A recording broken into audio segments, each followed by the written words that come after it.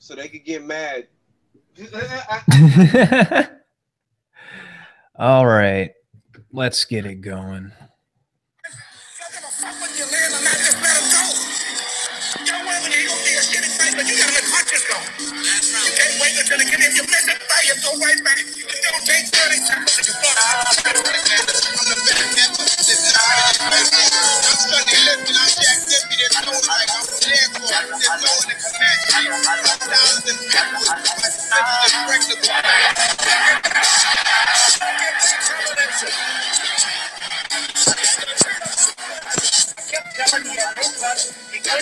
He's playing like a physic. He's missing. Let me see your buff. I hadn't started dancing yet. First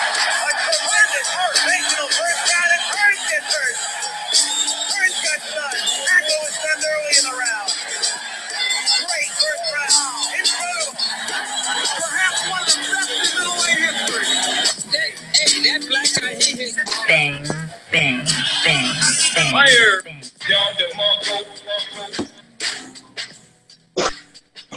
What's going on, my Boxside people?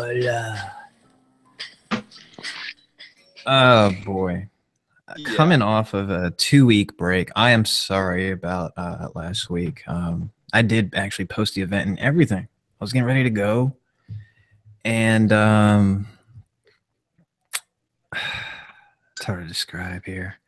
But yeah, just got some pussy? No. That was after. But you know, well, I needed it after, let me just say, because of a freak issue happened, and which just caused me not being able to do it. I wanted to do it Thursday, and then I was just like, you know what? I'm so pissed off about yesterday. What happened? It ain't no boxing going on anyway, so I was like, whatever. It was just a lot of gossip last week. Yeah, so nothing. Nothing really to talk about or even go into. Yeah, so it was just, like you said, topics. So let me I didn't even introduce myself. Well, you know who I am. My co-host Julius Fox and Bo Bland is supposed to be he's supposed to be on, and he's now hitting me up saying that the link's not working that I sent him. And I feel like he's probably clicking the wrong link. So let me just. So he don't technology in him. Yeah, he's a bit ancient. He's got to be dust off every morning. This Facebook app I keep hearing. What is this? Book face. Yeah. I'm on the book face. He take the selfies extra close. Oh, shots. Take the fire close selfies. Yeah. To the chin. Yo, he better get the fuck on now, because I don't want this to seem like it's behind the back. I want to just clown him. Yo, bro, man, get the hell on. Stop playing around. Being all old. It was like, yo, when your uncle get their first iPhone, when your uncle get with the phone all far from their face. Oh, trying to, yo, wait, hold it. This dude bright. Okay. So in the meantime, let's just go down the topics for the week. Adrian Broner versus Mikey Garcia. Jesus Christ, mental block. This weekend headlining, pretty nice card out of Barclays this Saturday. Katie Taylor will also be featured on this card. And the co-main event, of course, is Charlo versus Heiland, which really creeped up on me. I almost I thought this fight was going to be later than what it was. But I'm not complaining. I'm not complaining. Not at all. So, yes, pretty decent weekend of fights. Also, Carl Frampton against Gonzalez. No real need to talk about that, right? I mean, Frampton's got that. Really, I mean, Frampton's got unless that. The guy, unless he upsets Frampton, but I mean, Frampton's a good fighter. He's the kind of fighter you can have faith in Frampton. You know, but Yeah. don't hold me to that. Matter of fact, fuck all that. I don't know what the fuck I'm talking about. Nah, we'll hold you to it. You said don't it hold me to pretty that. confidently too. So I like Frampton. He's not your atypical fighter, even though he ducked Rigo, but he ducked Rigo. But you know what can you do? Well, also wanted to talk about the rematch that's now official. Anthony Joshua versus Vladimir Klitschko. November 11th. That's not official, George. It's not official yet? What do you mean? It's not official. It's not. No. Numerous presses released. What are you? This is still not official yet, is what you're telling me. Basically, yeah, and I'm glad it's not official yet because I'm holding out hope that Vlad don't want a rematch. Like, dog, you fucking lost. I'm glad that you actually said that because it does seem like he doesn't want any parts of that rematch, and it does seem like something just pushed by Eddie Hearn. Yeah, like it's you lost. Like you had your shot. You know, you gotta let these young guys fight. Like you had your shot. Just go chill out.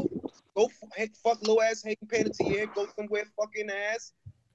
Go on with yourself, man. What the fuck? Speaking of going on with yourself, is that Bo? Bo Bland has now joined the podcast. Has joined the fire pit. You don't want no fucking smoke. Your ass don't want no fire. Smoke. Bo got them old man forearms. His forearms extra big. That's how you know he's got that grown man grip. Man, he's got that Bernard Hopkins strength right now. Yo, he got that old man bust strength. He'll fuck a little young teenager up. He said, hey, I did that already. That 19-year-old and that 15-year-old, I got it home. Oh boy! Don't fuck him up too much. Go get BCW or you, man. Now, well, also, you know, while we're speaking of it, or at least while it's fresh in my mind, Ibn said he's going to try to make it on. If he doesn't totally understand, just want to give a big shout out to him just in case. Scott he's in the Missouri. Yeah, for that ringside championship. Yeah, that's an international. That's an international big deal. I remember that's kind of like what I kind of was trying to go for when I first started. I remember seeing like banners all over the place at my gym, which is kind of. I kind of want Eben to be on, man, because you know he got this thing. Eben's my dog, man, but he got this thing where he kind of group everybody together with the same mindset. Like, no, man, it's not the same. Just because I picked this guy to win, don't mean I'm thinking this shit here either, man. Well, we talking about Broner Garcia. Yeah. You know how Eben gets sometimes. That's my dog, but you know, Eben, you know what I'm saying? Eben will put you in the fucking rankings of everybody else in a minute, man. Well, you know, all right, so I mean, where should we start, guys? You guys want to go from bottom to top or top to bottom? I mean, well, let's finish off where we passing thoughts. Vladimir Klitschko, Joshua 2. Bo, what do you think about that shit? Real quick. Man, you know, it's crazy because Eddie Hearns is moving forward like the fight's gonna happen, and we don't know if the fight's gonna happen, and he keep teasing you with the headlines will fuck you up too. They make it, oh, Eddie Hearns is renting out Vegas for the Klitschko fight. And then as you read the article, you find out there's been no confirmation from Klitschko as of yet, but we're positive. Well, you know, motherfucker, I'm positive. You know, motherfuckers positive they don't have an STD until the doctor tell you otherwise. So exactly. I don't want, you know what I'm saying? So I need to know if he's going to fight because the reality is this. Anthony Joshua has a lot of steam on him. And some of that air is being taken out of the bubble, waiting to see what Vladimir Klitschko going to do. And they can't strike while the iron is hot, man. And it's sad. But look, if he's gonna fight it. You don't need a whole summer to tell me yay or nay. You gonna fight. You're 39, you're 40. If you sit back and you say to yourself, man, look, I gave the best I could, and that motherfucker still beat me, then maybe I should fight like a Joseph Parker or somebody else and see how I feel, or just sit out. I mean, goddamn, man, this shit here is this shit. I mean, and you know what's crazy? Motherfuckers was on Andre Ward's neck about his rematch clause, but they just seem to be giving Vladimir a pass on this one, man. Oh, yeah. I mean, it's because they playing the blame game. You know, that it's not even about Joshua Klitschko. They overlooking the fact that that man has a rematch clause. Right. That Joshua's free to do whatever the fuck he want to do. That man got a rematch clause. That's true. If he don't fight him, he want to fight, this guy's running the risk of getting sued. But I think Eddie Hearn is dipping his toe in the pool a little bit right now, seeing if people really want the rematch. Because he just did that with Dylan White. He just did that. They had Dylan White fighting Grant, I think it was. And then it's like motherfuckers seen the reactions. Like, nah, he ain't fighting. What the fuck y'all talking about? Like, well, the rumors is coming from you, dog. They ain't coming from me. That's so true. We gonna see, man. We gonna see. But I think right about now, with anybody, I mean, with all this waiting and all this, would anybody even, like, who really wants to see a rematch? I'll be honest with you. With what I saw, I just don't see what Klitschko can do anything different in the second fight, because that was the best we seen him. And that still wasn't enough. Yeah, and that still wasn't enough. So, you know, I'm actually wondering. And then, like you said, okay, let's say he don't fight Vladimir. Okay, you got Kubrat Pulev and Luis Ortiz chomping at the bit. Like, Luis Ortiz talking about soon you Kubrat Pulev is like, I got next. So extra. Yeah, man. That's why this rematch needs to happen so both of them dudes can be put on chill mode, man. Yeah. Yeah, just because I feel like, well, who's to say that, you know, Ortiz possibly takes a fight with Deontay Wilder and Anthony Joshua doesn't have a rematch with, you know, Vladimir Klitschko, and he probably just tries to line up a fight from there. I still don't see. I just don't see Luis Ortiz, at least at this point, going through with that. But I don't know. You know, I mean, Cubans are pretty petty, so. I'm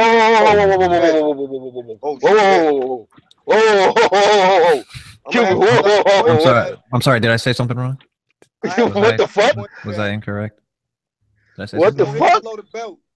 Man, this nigga hit me in the ankles, man. That's an Andre Ward Kovalev punch there, man. What the fuck? You ain't even see. You could have said George Salito or Orlando Dampier. You had to bring Ward in. Well, because that's the only one I know I get a bunch of likes from the people, from the fans. Oh, you know. Nice promo. You know, we got to get the fans to click like and subscribe to the channel. So that comment will definitely get them to do that. Gets the people going. I shout both networks out on my channel. Don't nobody shout me out.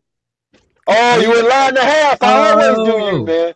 I always do you. Opportunity every day. And I shout out the page. And I shout out my other other pages. Podcasts on well, not every episode. It's a lot of episodes, but I do shout it out on the regular. I know that.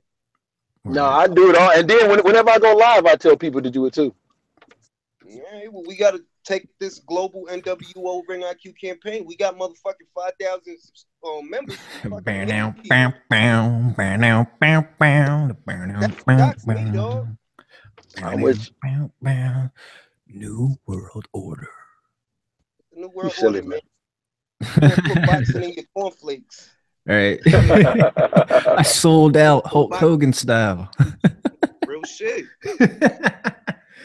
Yeah, that was some funny shit. All right. So I want to go top to bottom just because I really want to talk about Adrian Broner and Mikey Garcia. All right, man. That way.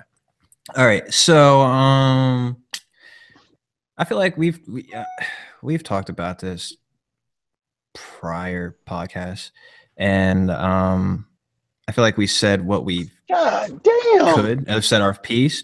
Yeah. And I guess at this point, what I'm just going to put out for you guys is there anything of recent that's made you guys possibly change your minds or clear things up? Or you're still on the fence? What's going on?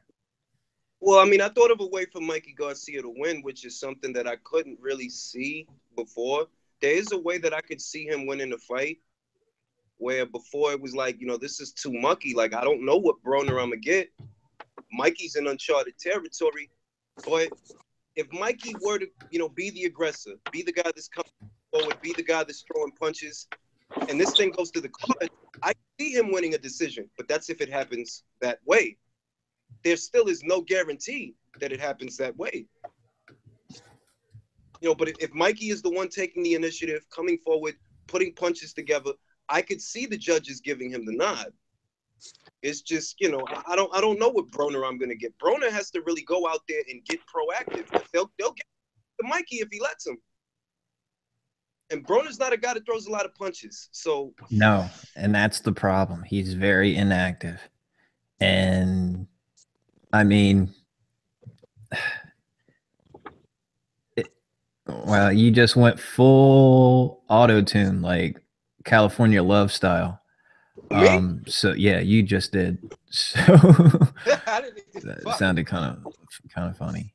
But damn, what was I about to say? Yeah, but I feel like I'm not really understanding where this idea that Mikey doesn't fight on the front foot. Like he does. It's not like it's not in his repertoire. It's like every fight is different. And the way you take it, like I always thought of it going into the ring, or at least fighting, was like a dance. It's a matter of who's taking the lead, who's doing like, and at least, and that's how I've always grown to just try to figure out an opponent. And for that, I feel like that's the case for every fighter, honestly, right? I mean, that's the approach. How's this? Yeah. What is this guy offering me, or what is he allowing me to do? It's either or. Exactly, because Broner doesn't throw a lot of punches, which gives Mikey the opportunity to come forward because he doesn't throw a lot of punches. That's one way to look. Broner's an economic puncher himself. We have two economic punches. Mikey said not that long ago that he's gonna increase his output or something along those lines. If that's the game plan, well, that may be the right game plan because maybe they're going for a decision. Who says they're going in there with intentions of knocking Broner out? You know, we don't know that. Well, I think also what people like, if you take your feelings out for the so-called focus Broner, because I'll be the first one to say I hate that phrase. It pisses me off because I feel like this is your profession. You should always be fucking focused. We shouldn't be worried about you being focused. So if I take that part out and I say, okay, who's been more consistent? Well, Mikey Garcia has been more consistent with the way he fights, his approach to his fight, him always being prepared, him being technically sound and being in a position to hit you, move out of the way, and give you something to think about, being precise with his punches, as to where, like you guys said, Broner is not as consistent. He lets his hands go, but he always lets his hands go against lesser opponents. He fights Sean Porter, don't let his hands go. Fight Ashton Theophane, lets his hands go. So, you know, and I know people say, well, just because those are pressure fighters. No, the thing about it's not so much as pressure fighters. A pressure fighter could be coming forward and throwing absolutely fucking nothing. The thing is, they're throwing punches and they're hitting you, keeping you from returning fire. So Mikey Garcia throwing precise punches can make Adrian Broner stop throwing punches and all in itself. So exactly. And then I don't know. I know a few people have said it. I don't know what the effects of Broner making weight has done for him, as far as helping him or being a hindrance to him. It might help him the first 4 rounds, but if we get into the lighter rounds, it might hurt him. I don't know. So, yeah, those are things I have to think. I think, so if I take that from a physical standpoint, from a mental standpoint, I like Mikey Garcia in that aspect. Adrian Broner will be the most athletic person he's ever fought, but let's be honest, when was the last time he's used that athleticism? That's true. I mean, he didn't really even use it in the Granados fight, you know? Yeah. He wasn't exactly hard defined. I know that he was fighting hurt, that he sprained his hand so he couldn't shoot the jab. I get that. But even devoid of that, I don't know how you're making this 140. I don't know how you're making it. And I'm not going no till the night of the fight.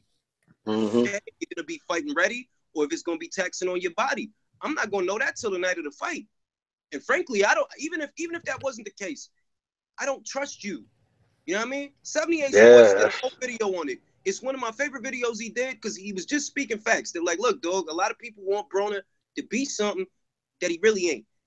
In my book, Broner is B+. He's not a piece of trash. Yeah. But I put him up there with the Thurmans and the fucking Mayweathers and even the Canelos. I don't put him up there. Broner's a B+ to me. He beats fighters he's supposed to be able to beat, but he doesn't beat them in good fashion. It is what it is. I mean, you didn't beat Granados in good fashion, for Christ's sake. No. And that's not counting. That's not counting the fiasco with the fucking weight.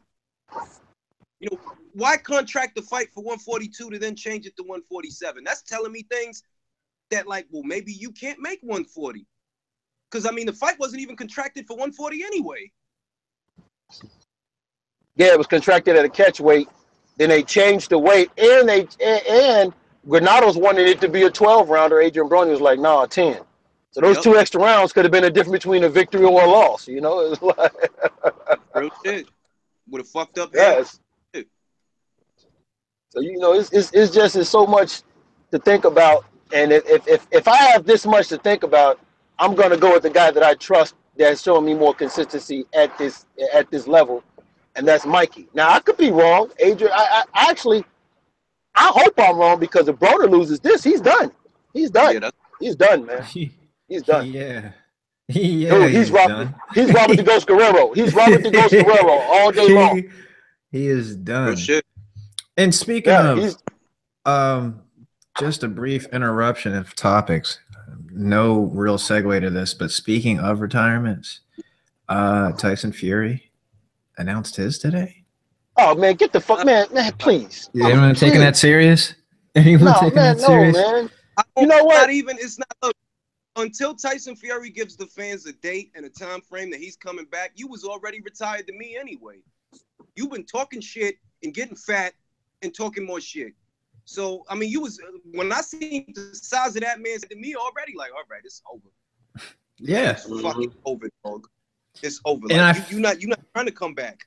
I feel like this was anything was more for his fans who were just in fucking denial, who just still say, well, you know, they still try to hold that over, you know, AJ's head, like, well, you know, he beat him first, and he, you know, he made him, like, you know, look shitty or whatever. And it was like, no, like, that was like the one thing they're still trying to hold on to that.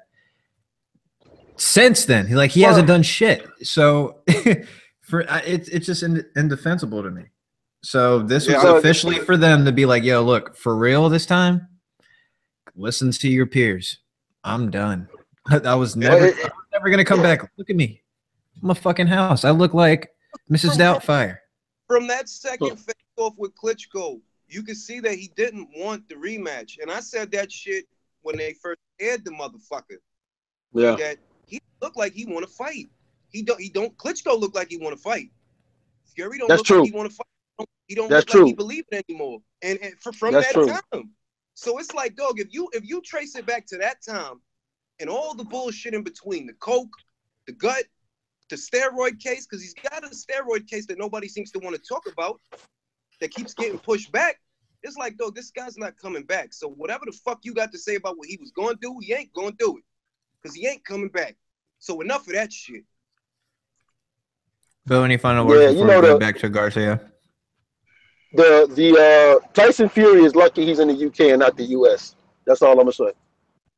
He's lucky he's in the UK because, dog, you can get away. He's getting away with that shit. Think about this. You win the championship belt and you did not defend that motherfucker at all. Word. At all. Word. You made no defense, no nothing. You was even taken to court by Vladimir Klitschko to get his rematch. He had to take you to court to get you to get off your ass and give me my fucking rematch. Word. So, you know, even if you like you said, he's got the drug thing hanging over his head, and some people feel like, well, he did it because he's being messed with by this drug shit and all of that. But the bottom line is, you won a title, you got content because you feel like you accomplished your goal, you got lazy, and you never had to defend your title. And some of my UK people gonna hate this. That's a fucking disgrace to me as a champion. You win a belt and have no defenses? None? You really, just win it and say, I'm done boxing? Oh, man, I can't respect that. The interpretation that it leaves, the the way it looks is like, oh, well, you scared to defend it now. Yeah. Mind you, I'm one of the few people on this side of the pond that gave Fury credit for the win. But everything after that, it just looked like you didn't want to defend it against nobody because you didn't know if you could beat Tyson Fury. Walked in that ring after the Stroker fight.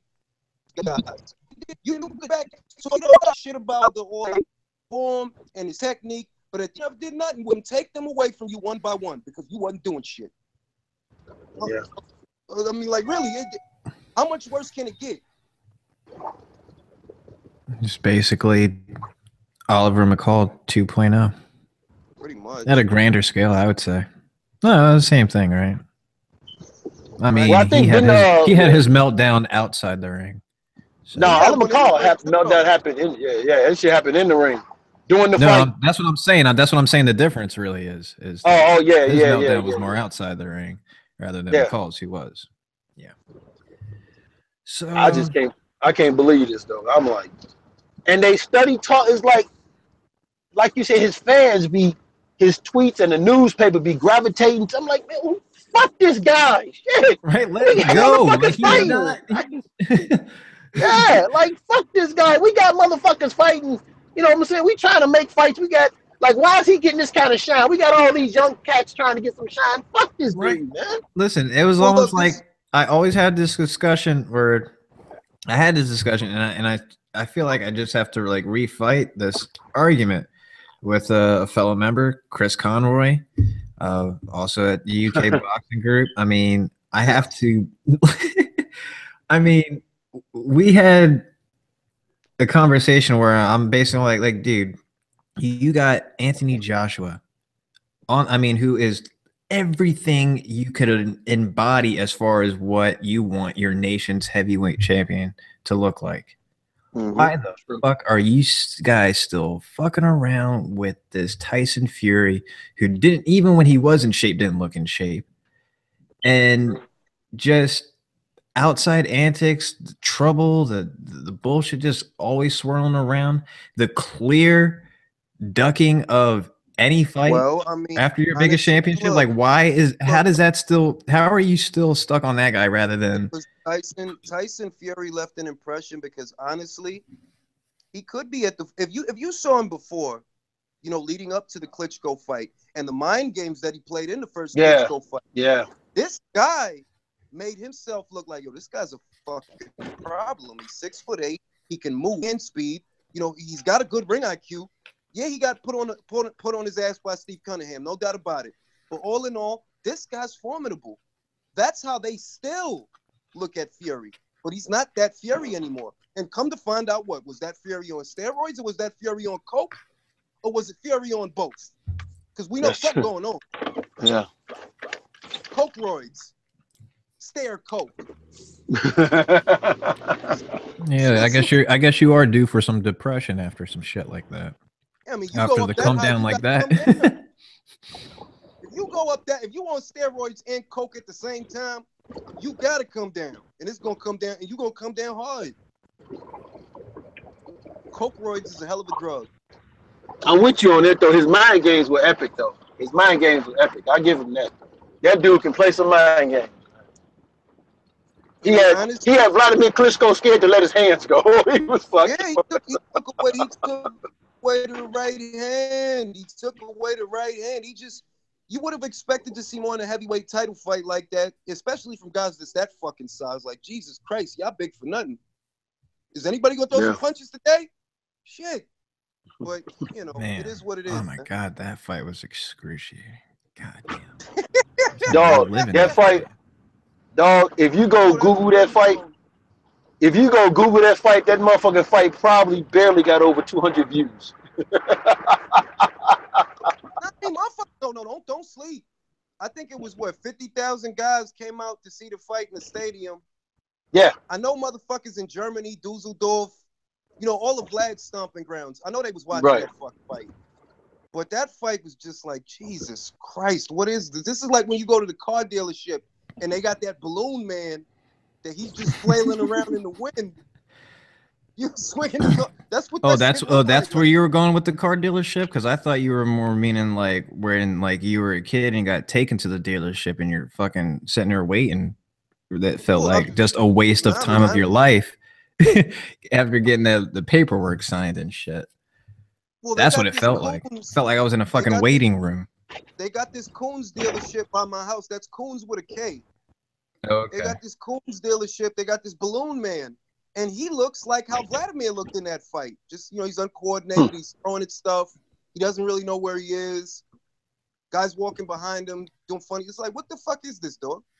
But he won. Dog, that's like that shit is like the girl that takes you home, says, I'm finna get ready, goes in and takes the world's longest fucking shower. Like, man, fuck this God.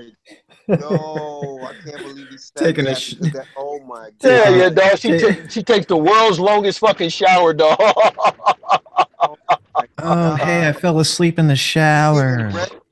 Getting ready and like you trying like, yo, you keeping your dick hard, like, ooh, I'm gonna get this pussy, and then yeah.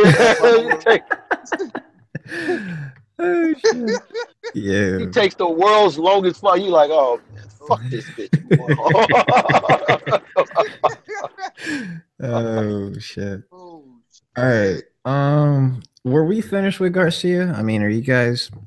Because I felt like where I was gonna go with. I don't think we're finished with that though. Yeah, because I feel like I'm not really done with Broner.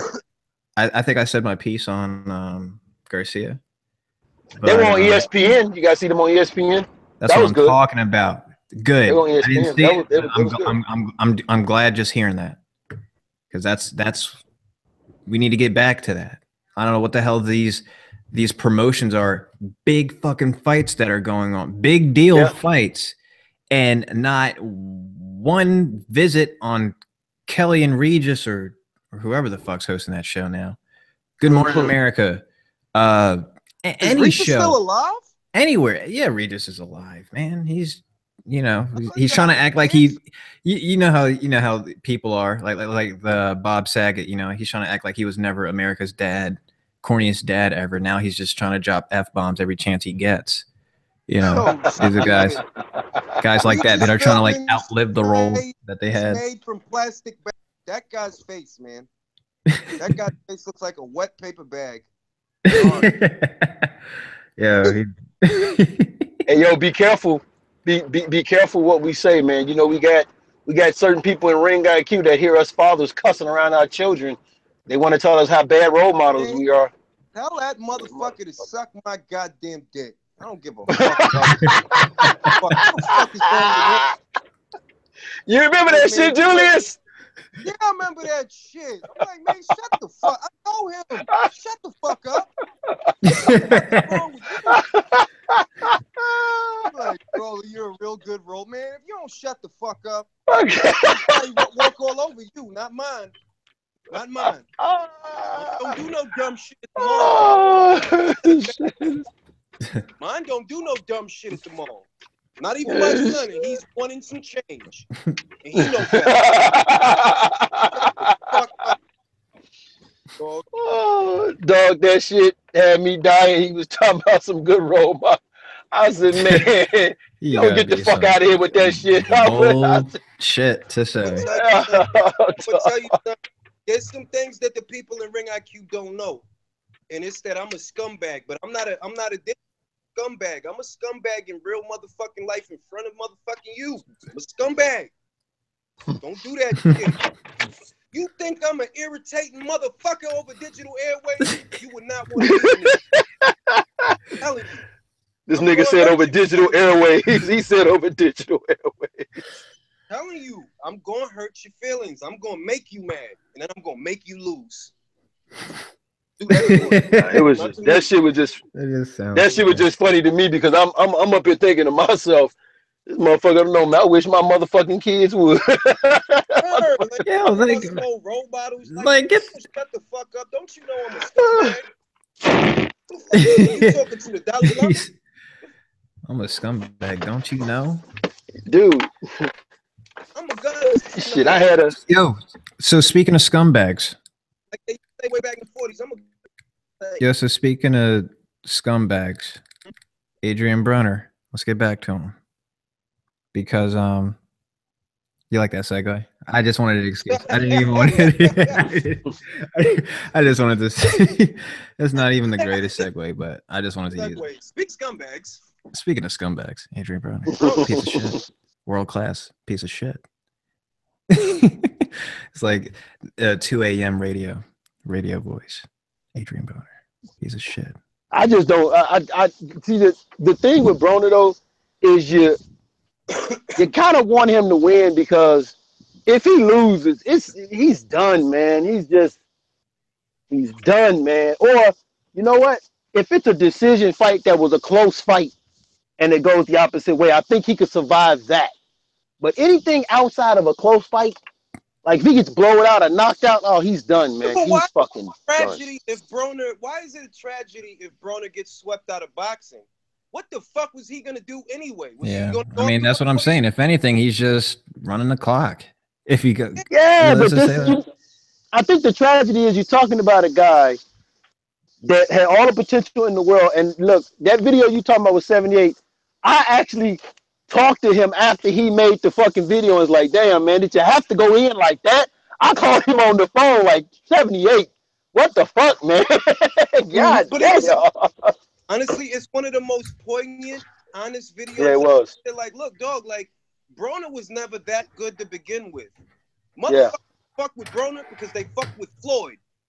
He's not Floyd. He never was Floyd to me. And the fact that he was trying to be Floyd is what made me not like him. Like, yo, be your own fucking man, dog. You trying to be him. You ain't him.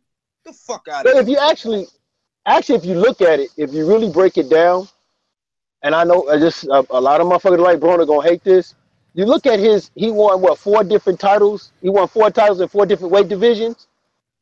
If you look at the cats he beat, you beat Polly, okay? You beat DeMarcos, okay? You beat it's like, oh no, wait a minute. Ain't no world class athletes on this resume that you beat. That I won't say. That I won't say.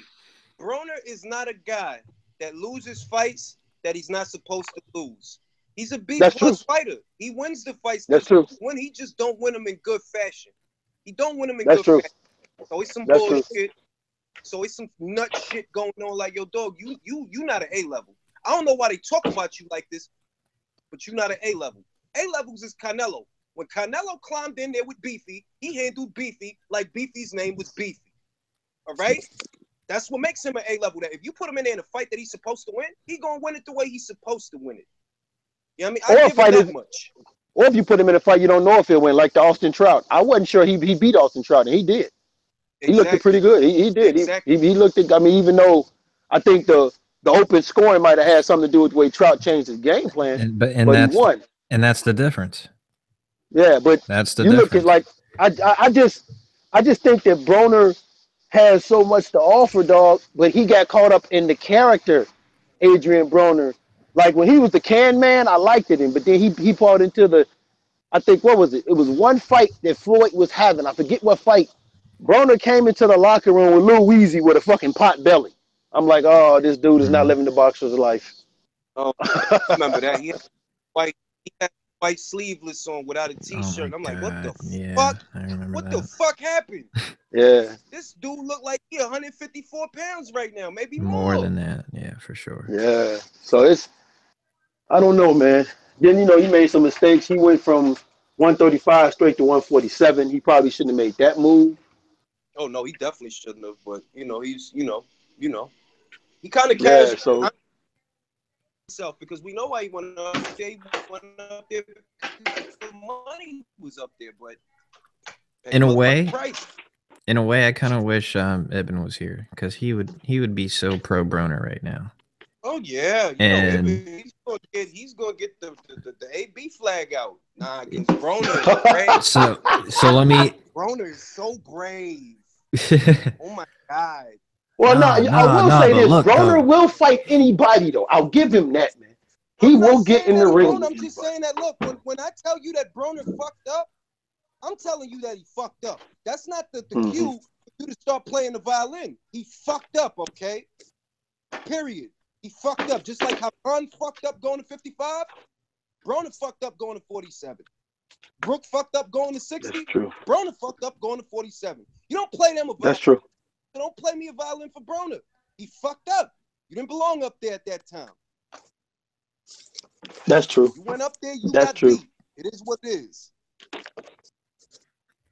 He was who we thought he was. Was who I thought he was. I thought he was a poser. If you really was the next Poser. Floyd, you'd have won those fights. You'd have won those fights. Yeah, he lost to. Yeah. Yeah, but you know, I think that loss. I think that loss to Maidana is the one that probably kicked it off the worst for him. Mhm. Oh yeah, yeah. Oh yeah. Especially, I mean, everything leading up to that fight, during the fight, But Chino is a how the underrated fight fighter. took place. Chino is What an happened? What'd you underrated say? fighter. Yeah, he is. Chino I agree. is an underrated fighter. You know what I mean? If you ahead of that fight, if you want to look at Chino as some piece of trash or something like that, and you don't look at everything that's going on, well then you might have been surprised. But Chino wasn't a piece of trash. The same way that, you know, Broner's not a piece of trash either. Neither is Mikey Garcia. But a lot of fight fans really ain't realistic. You know, they like to call a guy a piece of trash. Just like they said the whole middleweight division was trash until Danny Jacobs fought Golovkin. Oh, now all of a sudden you got a pony in the show. Oh yeah, all dog. All of a sudden you got a Don't pony in even the show. start that conversation there, man. I remember that everybody was telling you how sorry the middleweight division was, and all of a sudden Daniel Jacobs fought fucking Gennady Golovkin, and the middleweight division was back. Like I didn't know the motherfucker left. Shit. Basically. All right. You know what I mean? You see guys like, you know, and I hate this shit, but it's the nature of the beast. Oh, David for Lemieux's fuck's not a sake. bad fighter. He's not a bad fighter. He might not be a slick fighter. He might not be a slick boxer, but he's not a bad fighter. Believe me, he's not a bad fighter. I said it before the fight. Daniel Jacobs is not a bad fighter, so I don't know why y'all talking like that. Exactly. He's a good fighter. And Bo, don't do no shit like that again. My bad, man. I just Fucking walked echo in the chamber. house and I jumped on the laptop. You jumped on the wire. Oh, okay. All right. I jumped on the laptop and it. That's doubled. permissible. That's permissible. I'll let you get away with that one. You know, all in all, fight fans. People don't know fight I'd be fans- bullying Bo off air. Say I think I bully the shit out of Bo. Like say what? I'd be bullying the shit out of You Bo see the off size air. of So. Bo's forearms. Bo's forearms is bigger than motherfuckers' torsos. Dog, have you noticed the gains though? He got Come on, gains. He noticing just the need to gains? work on his traps. I mean, You gonna be out here looking like fucking what's that Mexican guy that he put the fucking the oh my the god, that synthol in- fucking weird science experiment looking guy. Yo, I get That sick fucking looking guy. at that, man. Like that really God, puts me what the off. I don't know Fuck why. is that guy's name, man? It just looks it's like a with K. tortured person. Yeah, he had a Mexican first name, like it was like Jorge, and then it was like a Japanese last name or something like that. Yeah, like Kamagagi or some shit. Yeah. Like that. Like it's like Kawagi. That's his Nico name. hates that Jorge fucking. Kawagi. That motherfucker looked like he hates that motherfucker. that motherfucker looked like a book bag with water in it. Beige Yeah. book bag. Straight up cartoon. Yeah, like dog, like he's painful to look at. Yeah. What was I gonna say? Oh yeah, Charlo. Can't forget about Charlo. Co-main event. Jorge Sebastian Heiland. That's a good fight. This is a really good fight. So I think I'm not sure if I made this on air here or not, but I'm gonna go with Charlo. My reasonings being, I think that he was kind of seemed like an overflowing cup at 154. So maybe he would be a bit more comfortable here at 160. Power seems pretty legit at 154. Of course, with going up in weight, that's to say, we'll find that out. But I would say just because of the fashion of how he's knocking some of these guys out and who he's knocking out, because of course, with quality, that also is another step up is really chin too. And and he's checked that mark off. Jorge Sebastian Heiland's his style. If for anyone who's seen him fight before, he doesn't really get much American TV press. But if you have seen him fight, he will definitely be there. He will he will be right there. He ain't going nowhere. So it's not like he's going to be the most slick fighter, or hard fight or whatever. You know what I mean? Elusive fighter to catch. So with that being said, I feel like Charlo gets a late knockout just because of the weight again, not an early one. If he does get an early one, I mean, shit, that's a statement. Yeah, that is a statement. If he gets him out of there in the first half, that's a statement. Absolutely. I mean, and that definitely puts him on notice, especially to the winner or loser of the Golovkin-Canelo fight.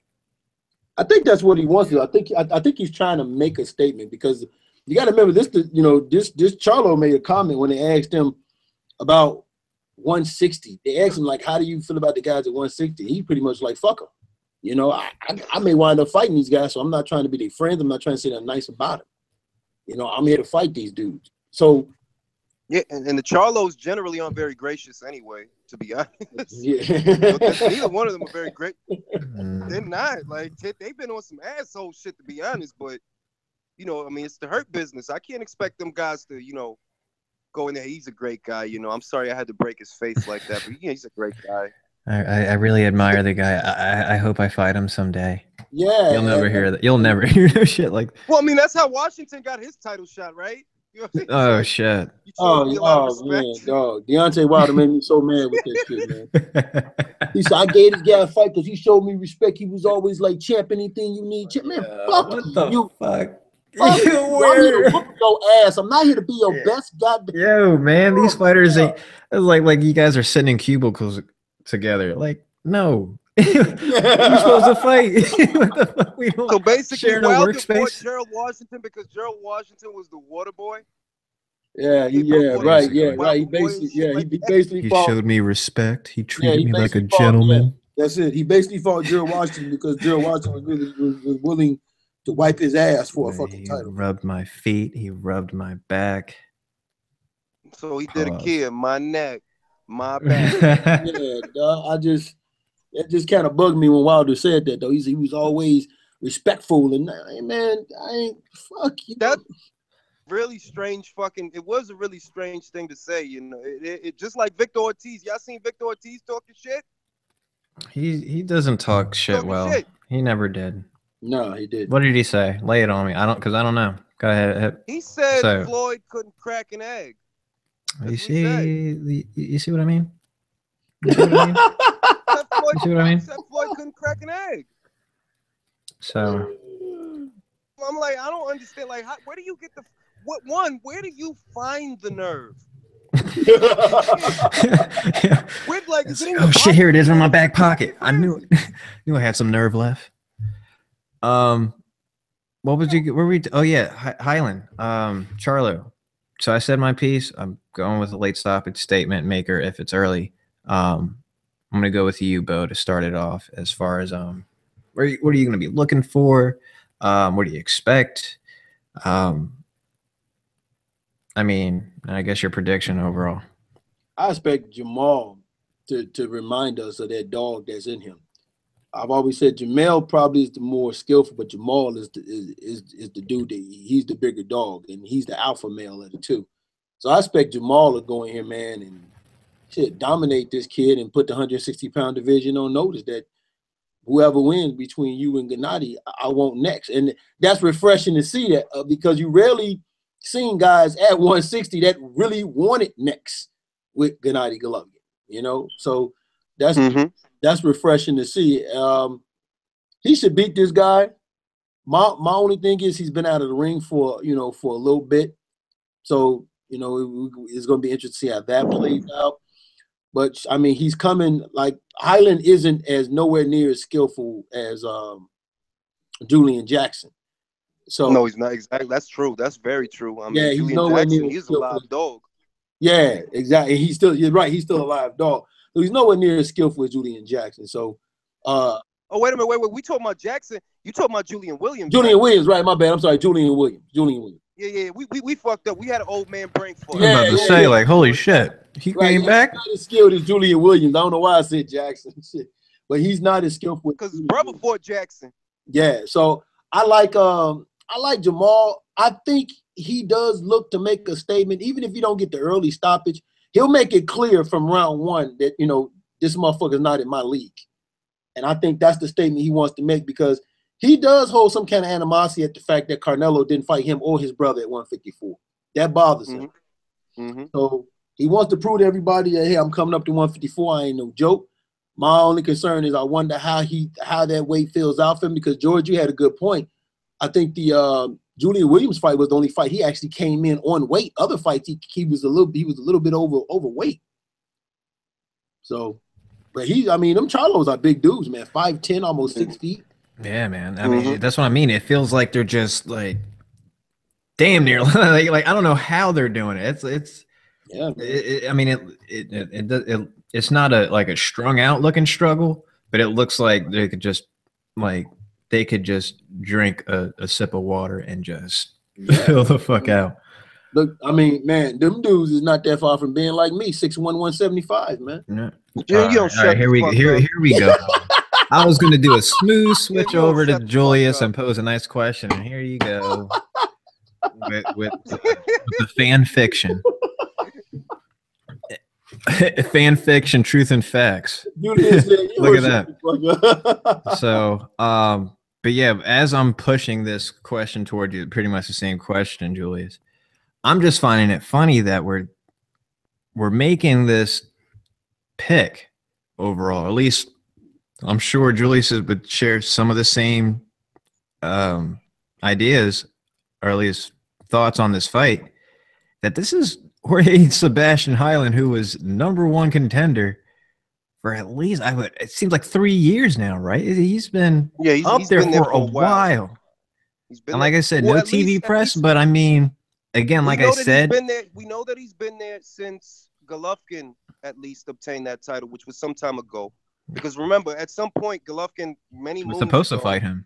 Yeah, many arguments, many memes ago, Golovkin was the #1 contender via the WBC. That's how long Heiland's been in contention. But he just, nobody really made us think about him. And if nobody makes us think, well, the fight don't get made. And Heiland, outside of Argentina, he's not really a known player in the game. I'm pretty sure he's pretty big in Argentina. I think I seen Chino at one of his fights. Because I had to do homework on this motherfucker. I couldn't find him. Yeah, you definitely gotta do some work to catch up with him. He's a scrappy Argentinian guy. He likes to throw a lot of punches, likes a lot of infighting. He's gonna be there for Jamal to hit him. And Jamal, he's a good sharpshooter, and he does create space on the inside, so he gets good leverage off of those shots. That's something that a lot of elite fighters do. That they don't let you just get all in their chest like how Shafikov got all in Easter's chest. Jamal Charlo, he's shown that he doesn't really have that problem. He can control distance. He has a good jab. So I wouldn't be surprised if he did stop him before the half, because he's going to be there to get hit, and because of Jamal's dimensions. This motherfucker don't belong in no 54. Too big. And when a fighter is more comfortable at his weight, you get a better fighter. Mm-hmm. Exactly. And that's what I mean, is like it's more comfortable. And just so I acknowledge the point, just so we can cover all aspects of, at least for both fighters, strong point when I mean that Heiland is there to be hit is the fact that he is coming forward almost all the time, relentlessly. He is always going forward and always throwing. So I would, wouldn't be fair to at least acknowledge that aspect, at least what he brings. But the reason I still count that out is just because I still trust Charlo's chin, even in that respect. That Julian Williams fight, I mean, though, J-Rock went out the way he did, but that's not to say that he didn't land some very clean shots. Oh, that I thought would have been like what the fuck? Like, he just ate that.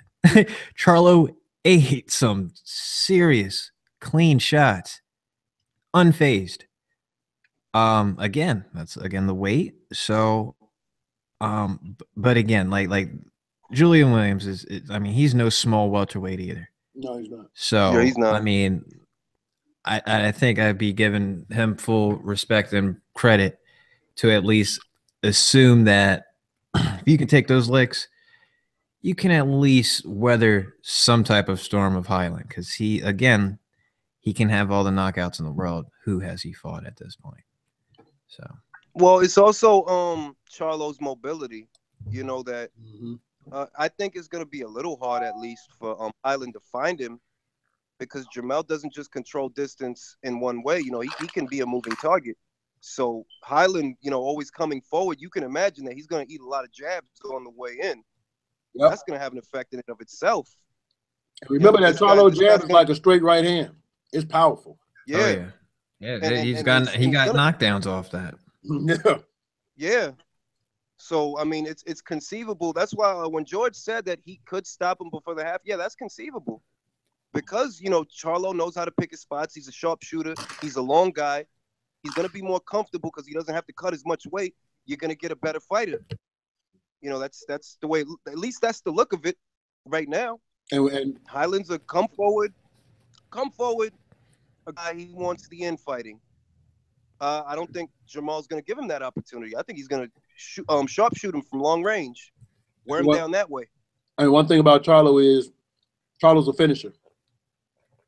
He's a finisher. If he gets you hurt, he's not giving you a second. He's not giving you a second chance.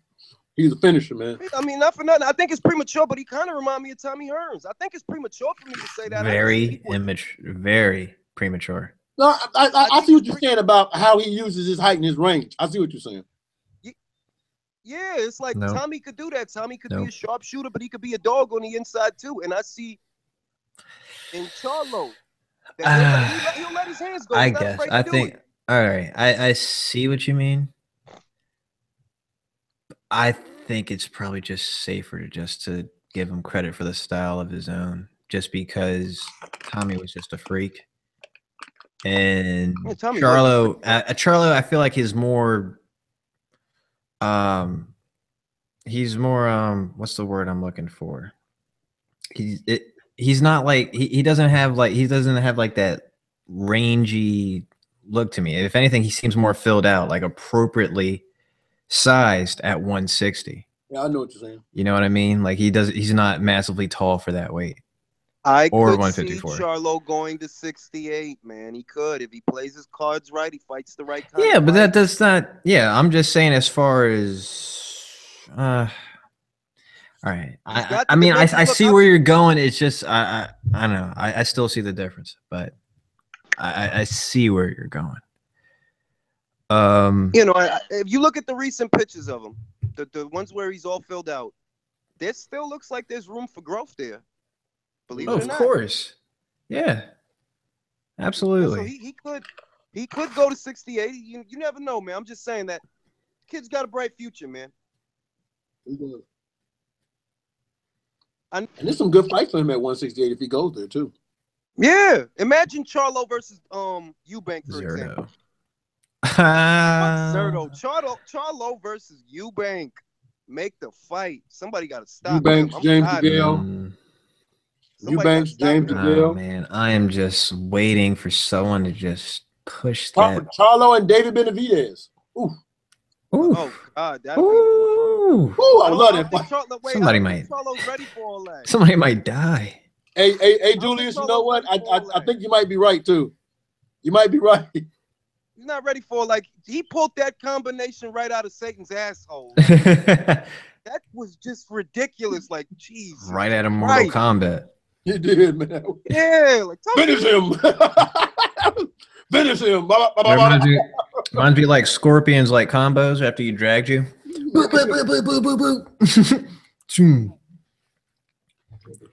Yeah, like he's not ready for no Benavidez, but a Eubank, I could see that. Yeah.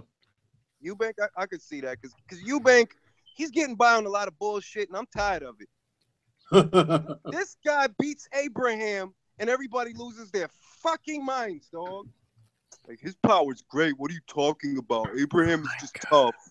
And can I let me just say this now, because I was gonna go in the admin chat and just be on some bullshit and just be like, didn't I tell y'all Eubank Jr. was not a power puncher? Because I've had the longest argument with certain two admins, and just thought it was just unbelievable that I've even said that. How is he's not a power puncher with the stoppage he has? He has this many knockouts. Power punchers, for those who I have to break this down for fundamentally, you can have knockouts without necessarily putting that person into concussion or slightly, you know what I mean, concuss slightly. All right. So one guy is getting a bunch of stoppages. Now, are those fights being stopped because of too many punches, unanswered punches, or is the guy fucking dazed out on his back? You see what I mean? Yeah. That's the difference I mean. And he is just a volume puncher who gets stoppages over part-time fighters. But you know what? Oh, part-time fighters. Part-time Okay, fighters. well, you know what? I'm not gonna be that disrespectful, but I'm gonna say I am going to be that disrespectful. I I'll take that burden off you, Bo, because I know part-time you want to say it. I know Julius is probably is kind of looking like Mr. Hey, Julius, you hear this? With this. You hear this But- from a motherfucker that didn't want to pick a fight till the week of the fight? You see what I mean? And I'm still getting shit. You know what? First of all, Julius still hasn't even made his pick, so why don't you give him shit for being on the fence? Huh? No. I I say never played a fence. That's why. When the fuck did you see me play the fence? I don't play the fence in fights I shouldn't even make a pick on. So who's your pick? So all right. Then right now, prediction: AB versus Garcia. Who wins? Gun to my head. Right now. You know what? I'm gonna do it. Gun to my head. If I gotta trust the guy with my money, because that's how I think. I don't think about the fandom. Gun to my head. If I gotta trust somebody with my money, I trust Mikey Garcia. There it is. I knew you Because would say I was pulling you. I was pulling you. That would be some New York shit. In the And this is explanation. one thing. Hold on. This is one thing that I wanted to talk about that I didn't even talk about on the relay. There has to be a fucking reason that Robert Garcia and Mikey Garcia's team decided to fight Broner. There has to be a reason, because that's not a fight that they needed. That's They true. could have stayed at 35. That's true. For some reason, something sparked them to go up there and fight Broner.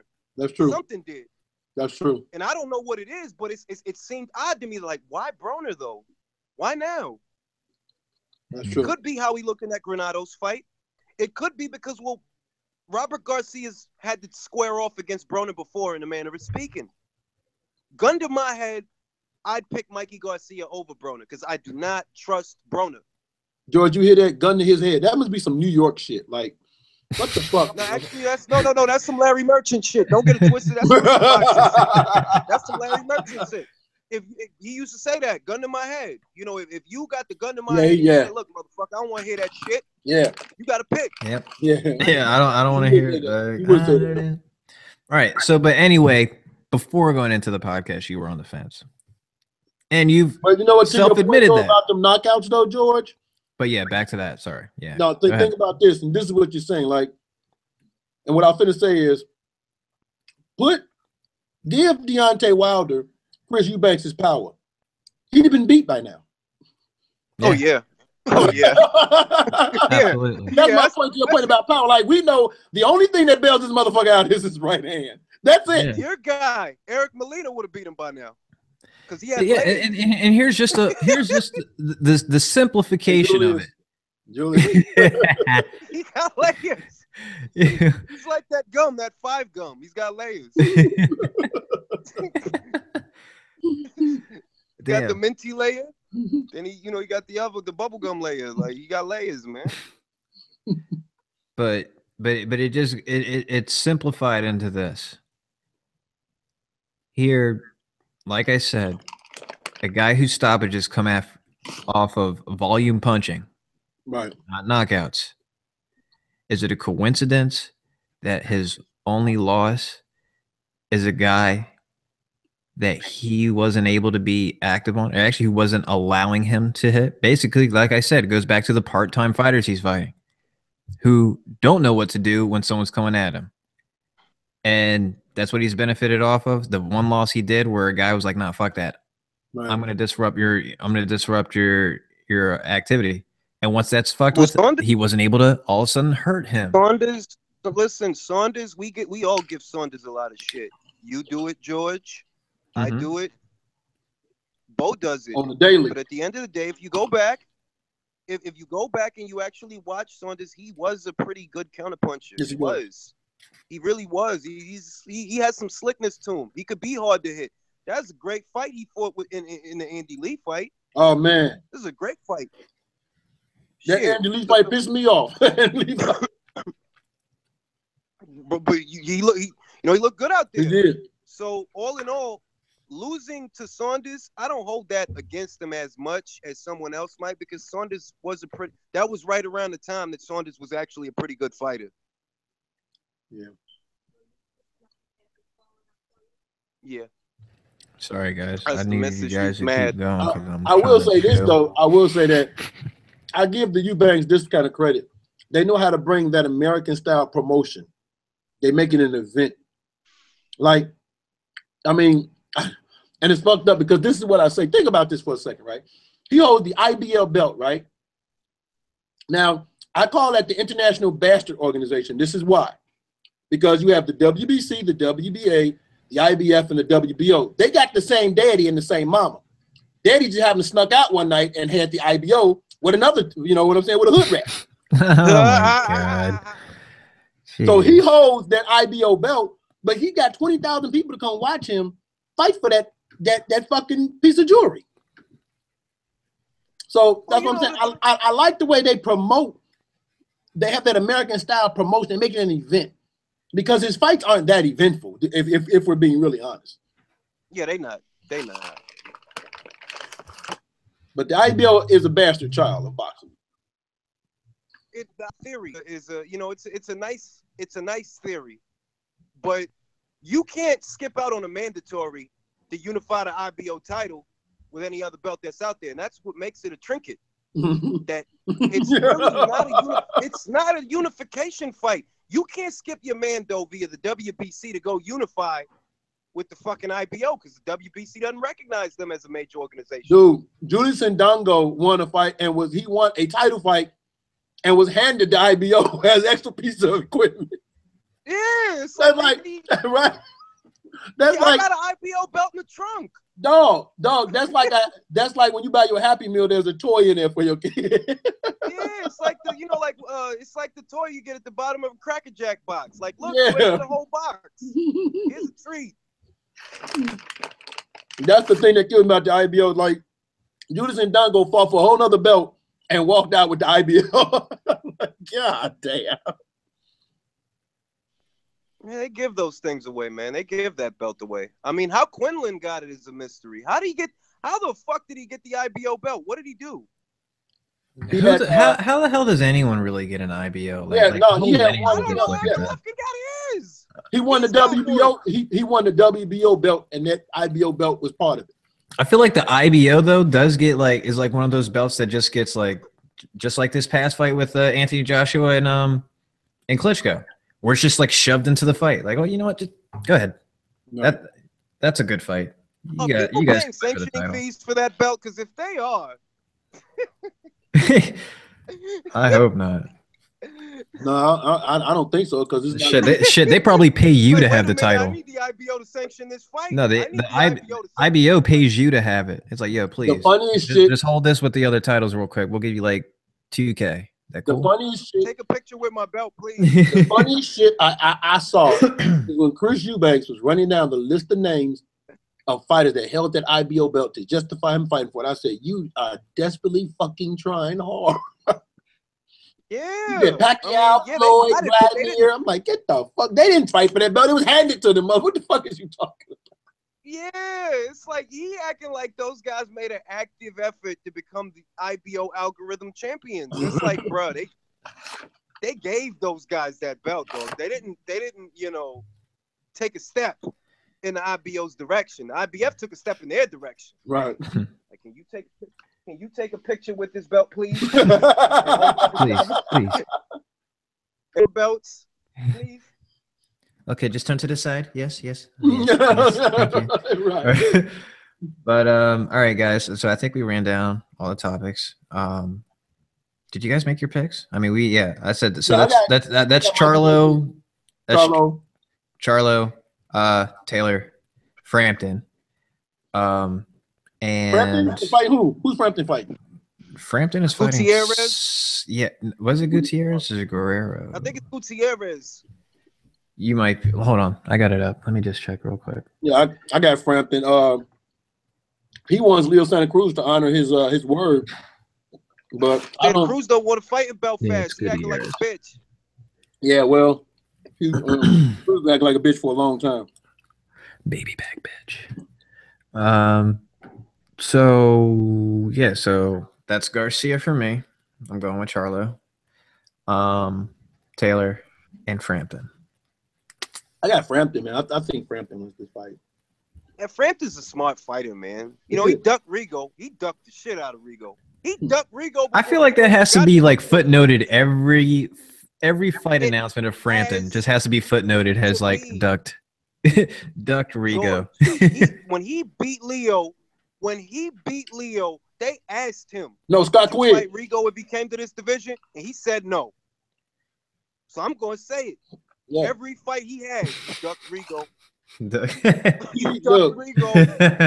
He teased Scott Quinn of how because Scott Quinn got the belt because Rigo got stripped. And he teased Scott Quinn saying he's not a real champion. If he was a real champion, you'd have fought Rigo. Then he said, well, after I beat Scott Quinn, I'll fight Rigo. Then they mandated the fight. He said, no, I'm going to 126. Yeah. No. Like, he's like, oh, wait, chill. I was just playing. And I'm not a hater. I gave Carl Frampton all the credit in the world. I even put him in my pound for pound list. You beat Scott Quigg, went up in weight, beat Leo Santa Cruz in that succession, became a champion. I put him on my list. Look, I voted him. I voted him for Fighter of the Year, even with him ducking. Mm-hmm. Even though it's supposed to be Lomachenko. But how does Lomachenko get Fighter of the Year? I only did that so I could say this. The 2016 Fighter of the Year ducked Guillermo Rigondeaux, who's the real jackal.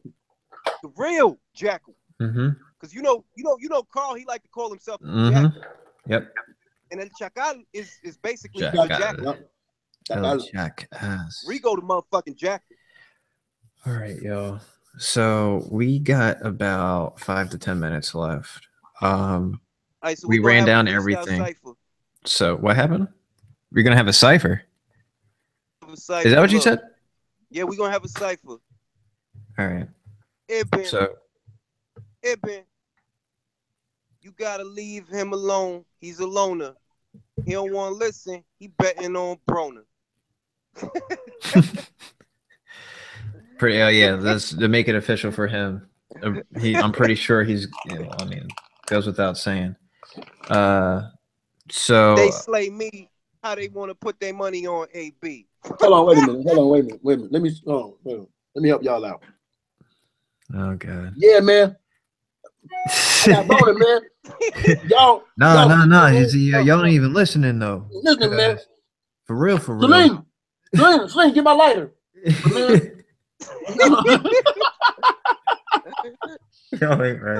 Or this one. Or this one. Right. Yeah, man. Y'all don't know what you're talking about, man. Broner, man. Or no. Broner, man. I'm telling y'all, Broner, man. No, it ain't about that, man. Broner, man. You ain't listening, man. Y'all don't know, man. Broner, man. No. GGG and shit. GGG and shit.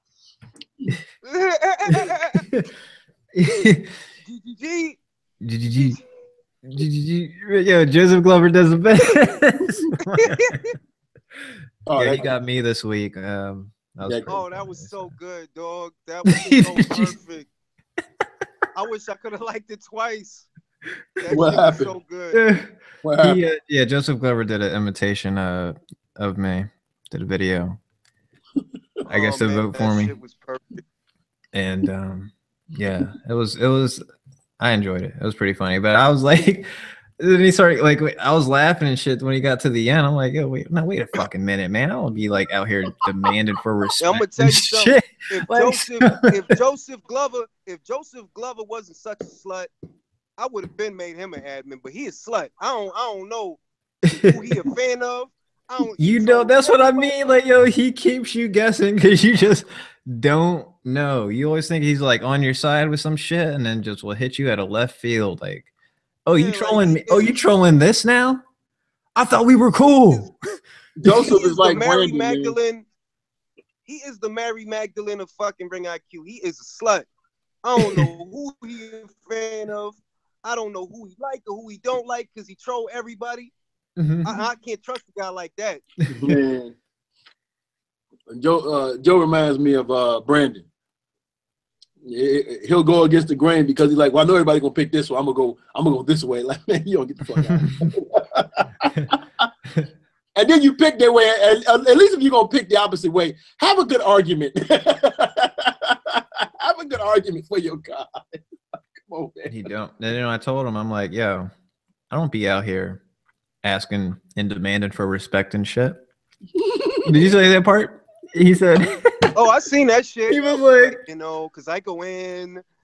Like, you know, I approve all your posts.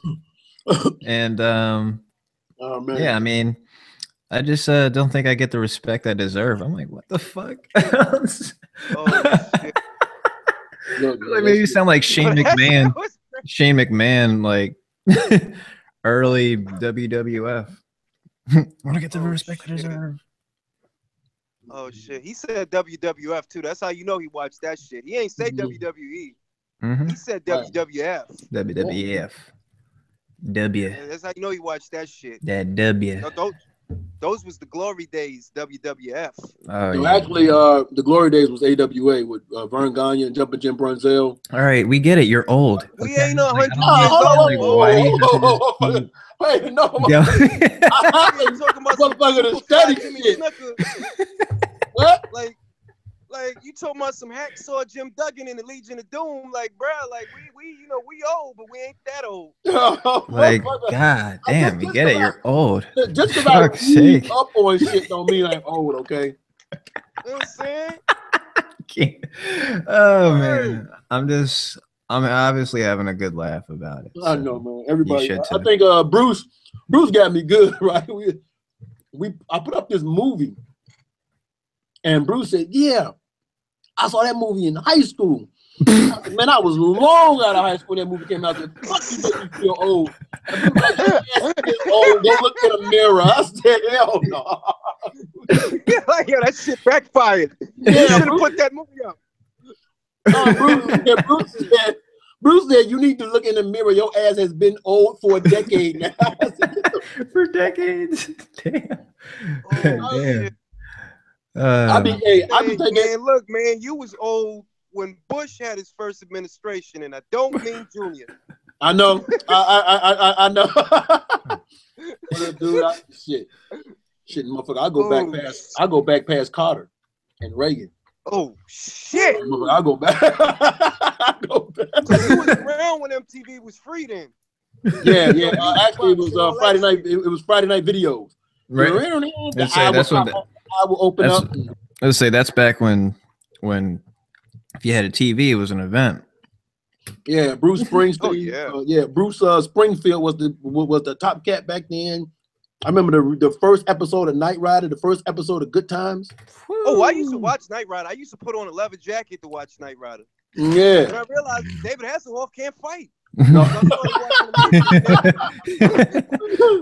He can't fight. They fuck him up. As soon as he get out the car, he get fucked up. Like, you need to stay Yeah, in you the can't car, do shit dog. without the car. He ain't shit without the car. Man. Anybody could have been Michael Knight. Yeah, I put it to y'all like this, man. Exposed. Whenever me and Mike Mary have a conversation, Mike Mary makes me feel good. That's a damn shame. Like, I'm glad you're in this fucking room. Bunch of oldies. Oh, So you older than me, goddamn. So that means that Bo, you know, the demographics are in for ring IQ, and you know, they got the numbers by the stats. Yeah, they I got saw the that ages, shit. the demographics. So that means that Bo is part of the 1%. Bo is part of the 1% of 50 to 60-year-olds that frequent ring.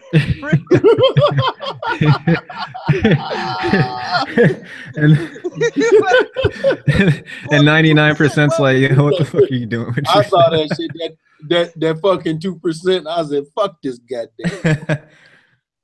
We're keeping you youthful. That's all we're doing. Well, I mean, let's be honest. Bo don't look his age anyway. He look 30. So, I mean, he ain't got shit to be mad about. He don't got no fucking wrinkles. His forearms is the size of tree trunks. He good to go. He's 6'1", 175. Even he have to laugh at it now. This motherfucking chicken. Oh man. He threw that 6'1", 175 in with a snicker. Yeah.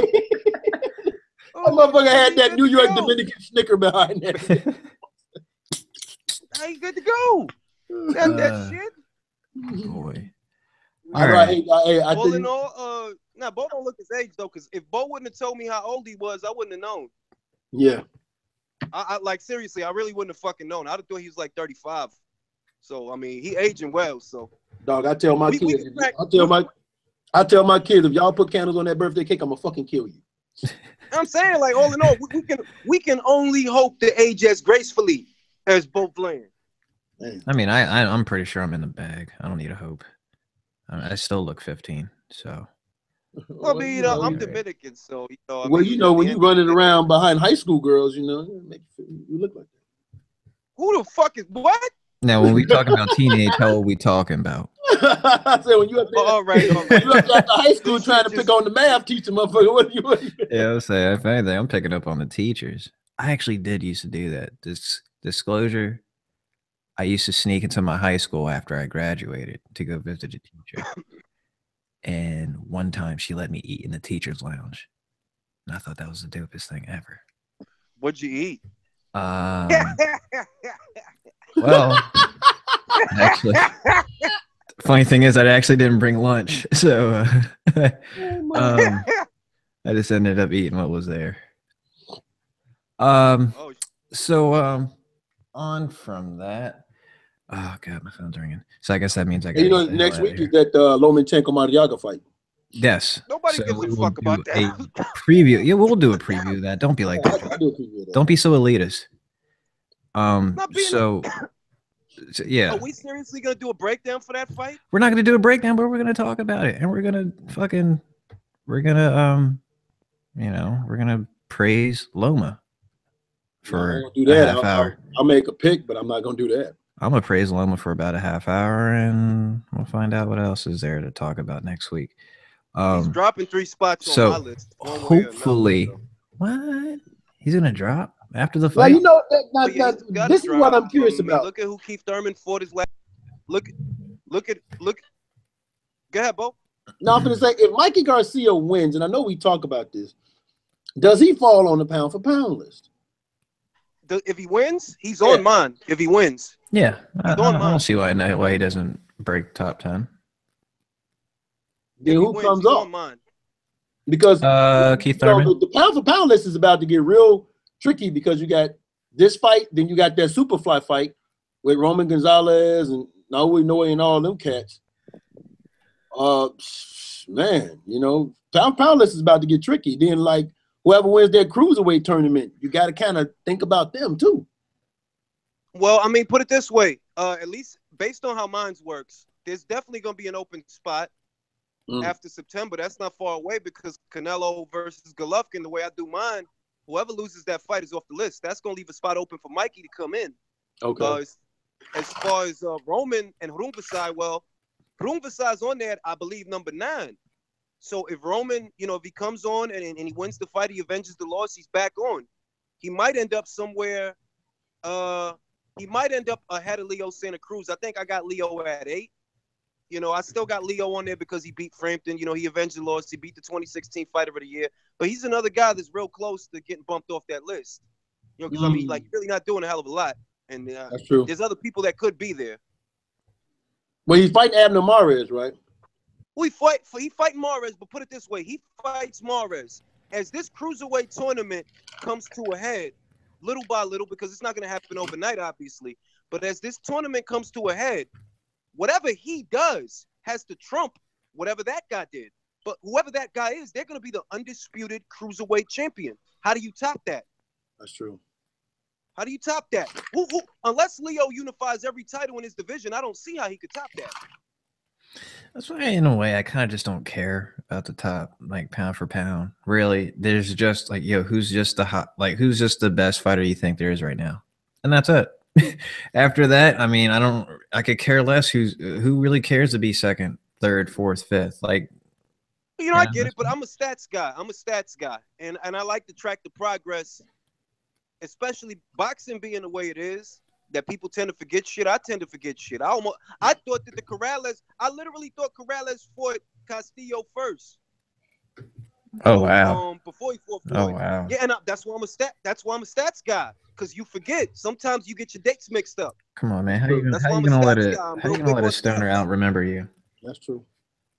Man, it's a lot of fights in my brain, dog. It's a lot of ways to get things mixed up. I think I'm more prone to forget things than you are.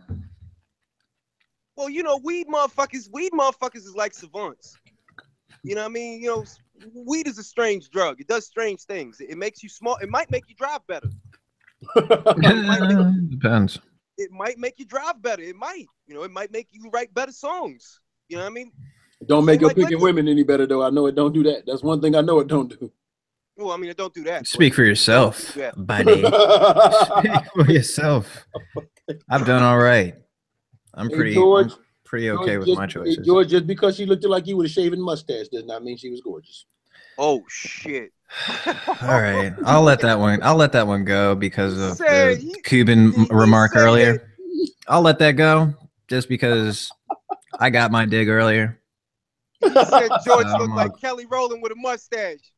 It was a good dig. It was a good dig when you said that, George. It was a good dig. Oh, I know it was. I got another. It wasn't lying too, because Cubans are petty. It's my remark. It's my remark.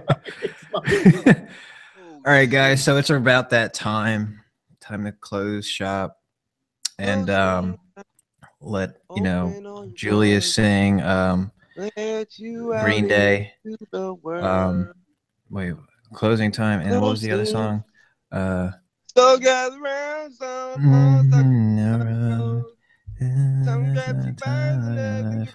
Time of Your Life, is that the name of the song? Or I feel like it's something else. It's called something else. It's another song. Bittersweet. I can't remember. All right. So while he's hitting that note, myself, Bo Bland, Julius Fox, you can catch us at Ring IQ Boxing Group. I'm also admin as part of UK Boxing Group, but you can also catch Bo and Julius there too. So you got some UK banter you feel like maybe Americans can't really handle, which I totally understand because they're kind of like, really sensitive, and you just want to have a laugh. You can get the fuck out of here. Those Brits get sensitive over Tyson Fury. Very fuck out of here. Very true as well. But if you also want to just go troll Tyson Fury fans, the UK Boxing Group is also really good. Oh yeah, that's the place to be. That's the place to be. Just troll Fury fans. We got you, Chris Conroy. Chris Conroy. Yeah, that's my boy. I'm not even gonna.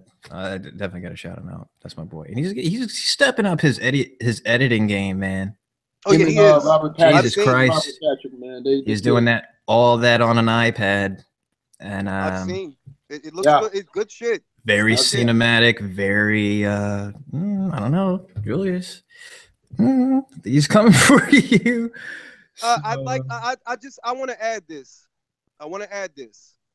You've probably seen about 15% of what I could do. 15%, because I'm being lazy. He said he's holding back. I really am. Because if I let it all, I actually little well-known fact. I'm very much into drawing, very much into storytelling. I could really go nuts if I wanted to go nuts, if I had the time to go nuts. But because news is fluent, and because these things happen very quickly, I don't spend as much time as I would like editing as I, would like. That's So I'll just leave it at that's that. why I like certain podcasts. Like this podcast is going to be once a week. I get my hard drive this weekend, so I can get right back to quick takes, my Geo Barca videos, and also State of Mind videos. I need to get back to those. Remember how dope those intros were? Just don't make any videos with weed smoke billowing out of your mouth, please. Never did. So I don't know why you need to call me out on that. Just I'm putting just my saying shit that out there it's like that. Weed.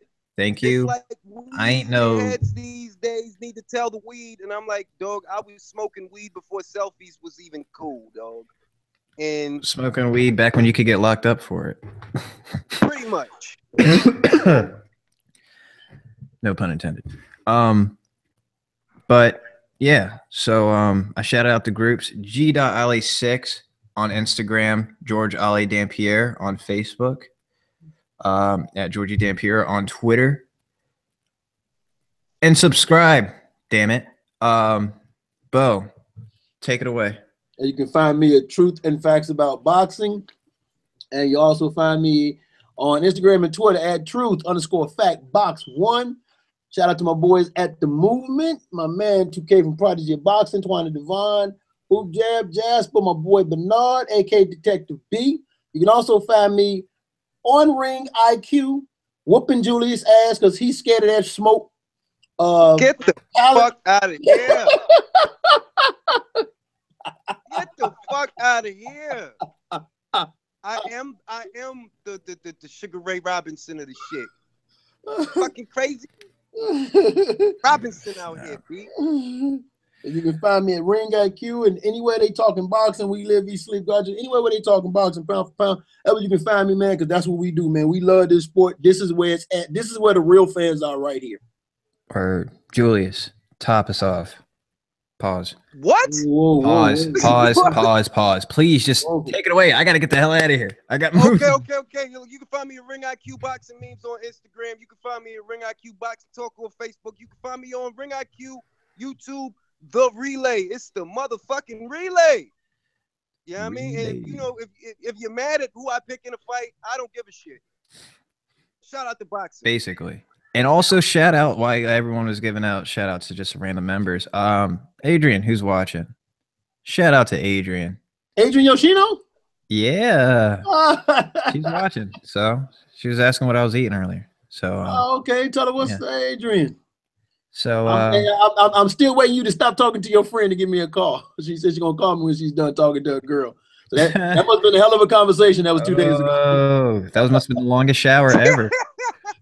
So until next week, guys, we'll catch you. Don't forget Donna. Don't forget Donna and Denise Ward too, man.